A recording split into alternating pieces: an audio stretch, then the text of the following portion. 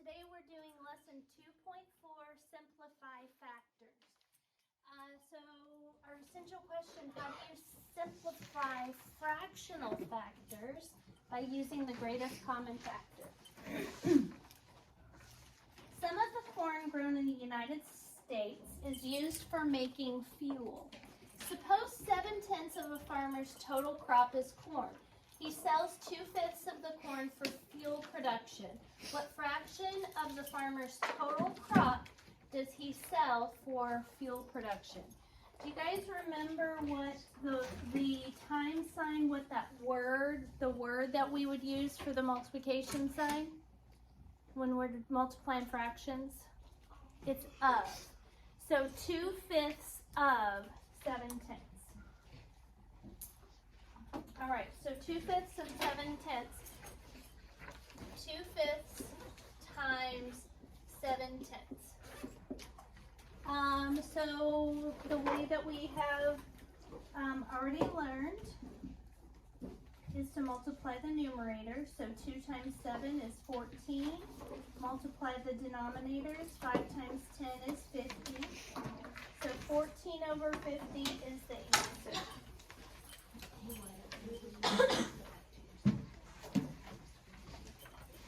Okay, so we can also, now once we get 14 over 50, we know that 14 over 50 is not in simplest form because 14 and 50 are both what? Even. So they can both be divided by 2. Good. Okay.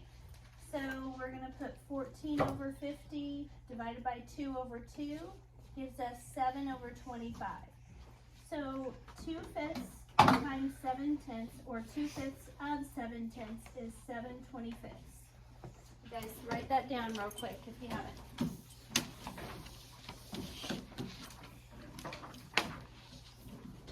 Now, another way to do it is to simplify before we multiply. So 2/5 times 7/10.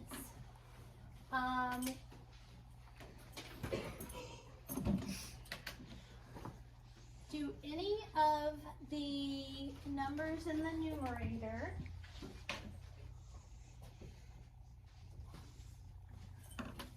have common factors with numbers in the denominator? So if we look at 5 and 7, the greatest common factor of 5 and 7 is 1. And we don't divide by 1 because then we end up with the same number. But 2 and 10 have a common factor. The 2 in the numerator and the 10 in the denominator have a common factor other than 1. The greatest common factor of 2 and 10 is 2. So we can divide 2 by 2 and get 1, and 10 by 2 and get 5. Here's me doing that. 2 divided by 2 is 1. 10 divided by 2 is 5. So now we've got 1/5. If you look, 1/5 and 7/5. Don't let that improper fraction mess you up here or confuse you. So, because we're going to multiply it out. So 1 times 7 is 7. 5 times 5 is 25. So we get the same answer that we did when we just multiplied 2 times 7 and 5 times 10 and then divided by 2. But we can divide by that too before we multiply. So 2/5 of 7/10 is 7/25. So the farmer sells 7/25 of his crop. We will do many more examples here.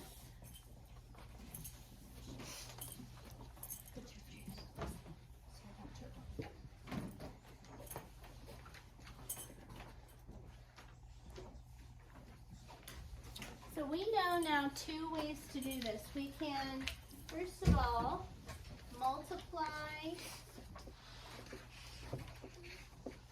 then simplify. And what we're doing today is we are simplifying, then multiply.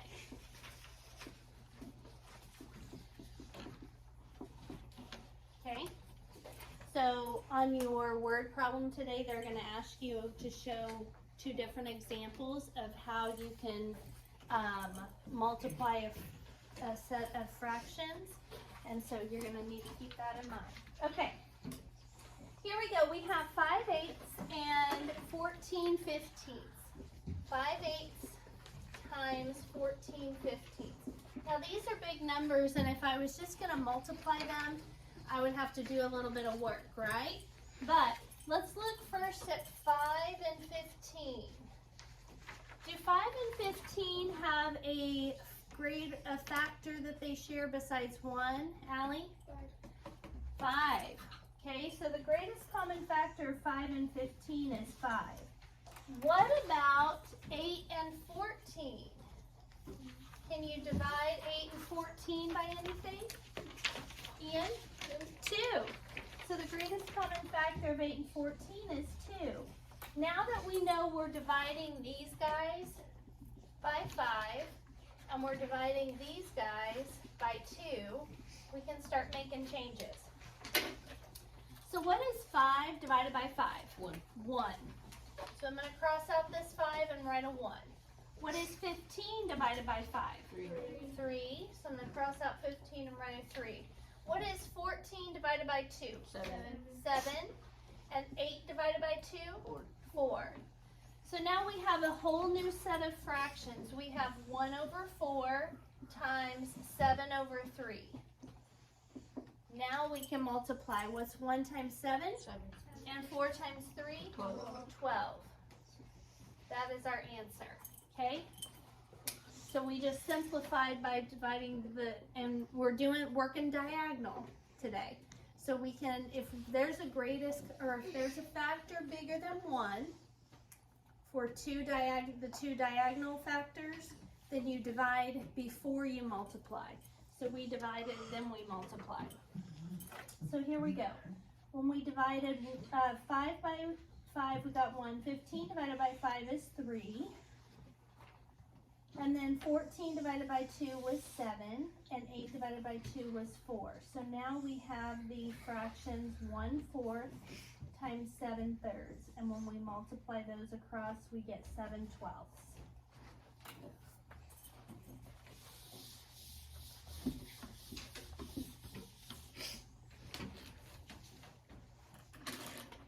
So 5/8 times 14/15 is 7/12.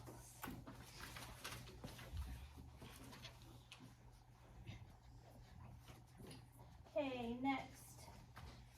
Find the GCF of 3 and 9. So what is the greatest common factor of 3 and 9? 3. What's the GCF of 8 and 2?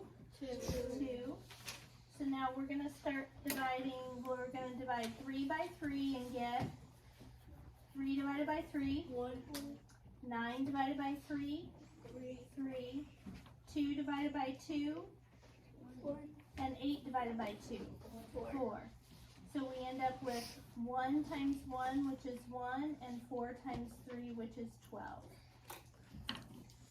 So we had 3/8 times 2/9. We divided these guys by 3. We divided these guys by 2. 3 divided by 3 makes that a 1. 9 divided by 3 makes that a 3. 2 divided by 2 makes that a 1. 8 divided by 2 makes that a 4. So we end up with 1/4. 1/4 times 1/3. 1/3. When we multiply across, 1 times 1 is 1. 4 times 3 is 12. Make sense? Okay. All right. Next. What is the greatest common factor of 4 and 12? 4. What's the greatest common factor of 7 and 7? 7. These are the ones that the other day when we were multiplying through, we were taking out a 5. And I realized when we were multiplying, I was like, it was like 1/5 times 5/8 or something. And I was like, if we do that, 1 times 5 is 5, and 5 times 8 is 40. And then what are we going to do? We're going to divide by 5 over 5 and get 1 over 8. So look, 1 over 8. We just get rid of those 5s, turn them into 1s. They cancel each other out. Okay? All right, so let's see here. The greatest common factor of 4 and 12 is 4. So we're going to start by with the 4. 4 divided by 4? 1. 7 divided by 7? 7 divided by 7? 12 divided by 4? 3. So now our answer is what? 1/3. 1/3. Good.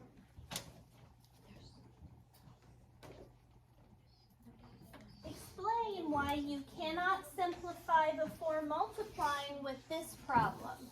So 3/5 times 6/7. Why can't you multiply? Put your legs in, please. Why can't you multiply or divide before multiplying on this one, Natalie? Because there are no common factors for those numbers. Other than, you got it, good, give yourself a point. There are no common factors for 3 and 7 other than 1. And there's no common factors for 5 and 6 other than 1. So, we're going to write because the GCF, greatest common factor, of 3 and 7 is 1, and the GCF of 5 and 6 is 1.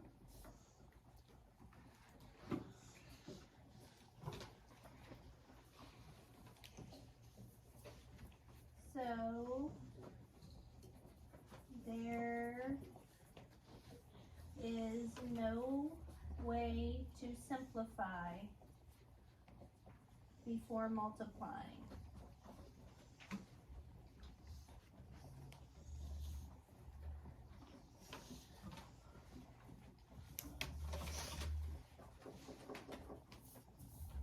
Casey, you getting this all down? I gotta wait for you to write it down. You don't wait for me to write it down because now I've got to wait for you to start from the beginning. While I'm writing, you're writing, okay? Okay. All right. It says, what if you divided by a common factor other than the GCF before you multiply, other than the GCF before you multiply? How would that affect your answer? Natalie? It won't be fully simplified. Great answer. Yes. How would that affect your answer? It would not be, we're going to use completely simplified.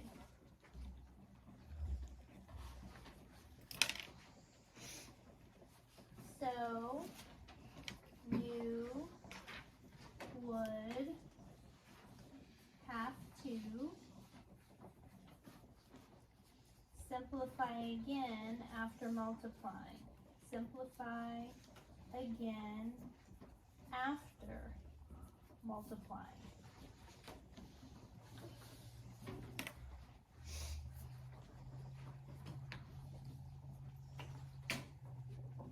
I'm going to give you guys an example that lots of students, when they were doing on this today, we're doing that exact thing. So it is 9/10 times 5/6.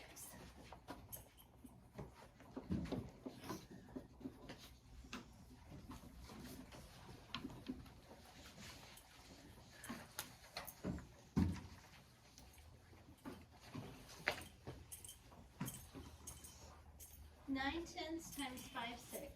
What's the GCF of 5 and 10? 5. So if you divide 5 by 5, you get 1. and 10 divided by 5 is 2. So then, at that point, this is where a lot of students stopped and did 9 times 1 is 9, 2 times 6 is 12. But is there a greatest common factor that 9 and 6 share? Yes. 3, right? So because we forgot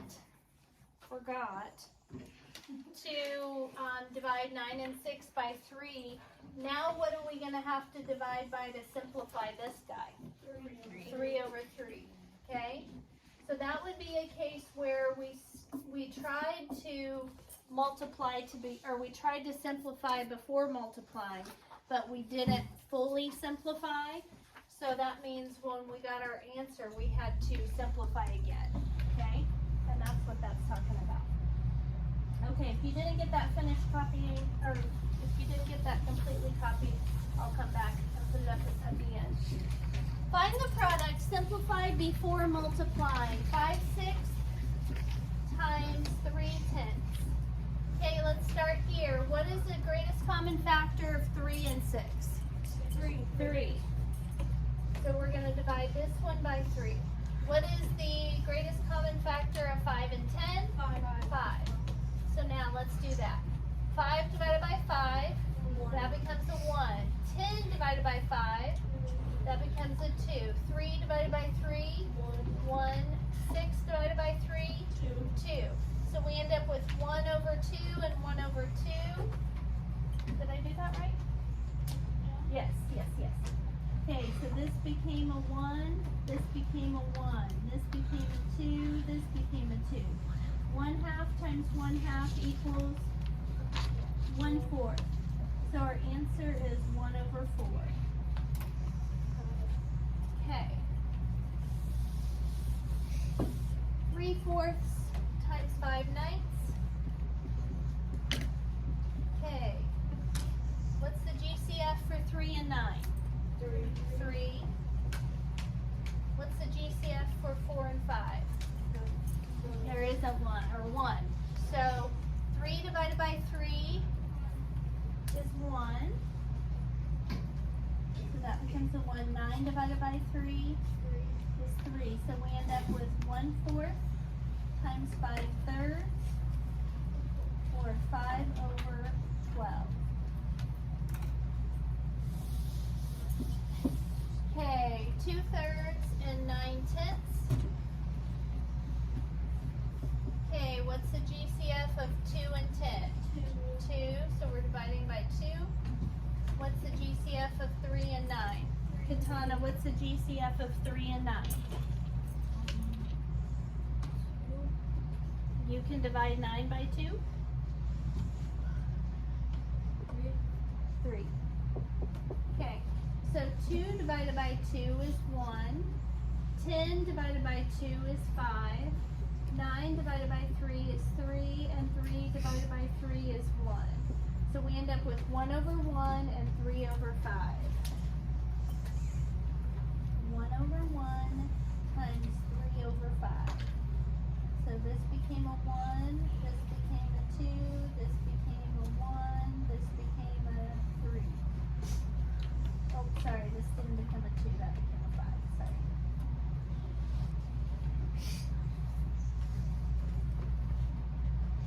There we go. 1 over 1 times 3/5 is 3/5. There's the answer. Okay. After a picnic, 5/12 of the cornbread is left over. Val eats 3/5 of the leftover cornbread. So what fraction of the cornbread does Val eat? So remember the word that we use for the time sign in fraction multiplying. 3/5 of 5/12 is the same as 3/5 times 5/12, which is kind of weird. It's kind of weird how that works. But okay, GCF of 3 and 12. 3. GCF of 5 and 5. 5. 3 divided by 3.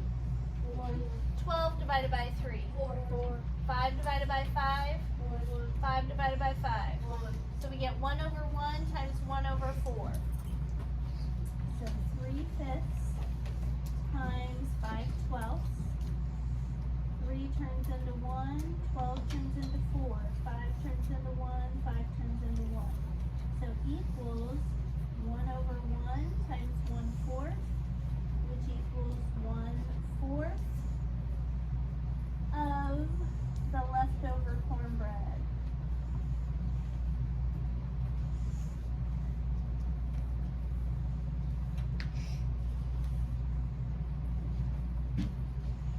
Alright, the last one that we're doing together is the reptile house at the zoo has an iguana that is 5/6 yard long. It has a Gila monster that is 4/5 of the length of the iguana.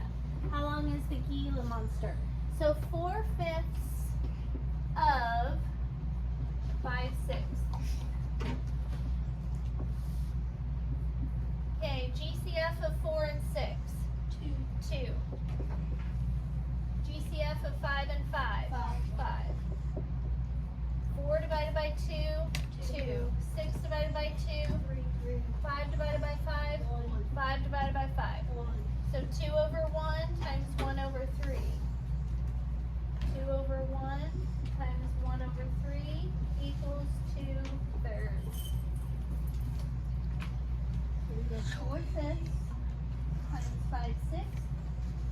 Crossed out the 4 and made it a 2. Crossed out the 6, made it a 3. Crossed out the 5, made it a 1. Crossed out the 5, made it a 1. And we got 2 equals 2 over 1 times 1 over 3, which equals 2/3 of a yard.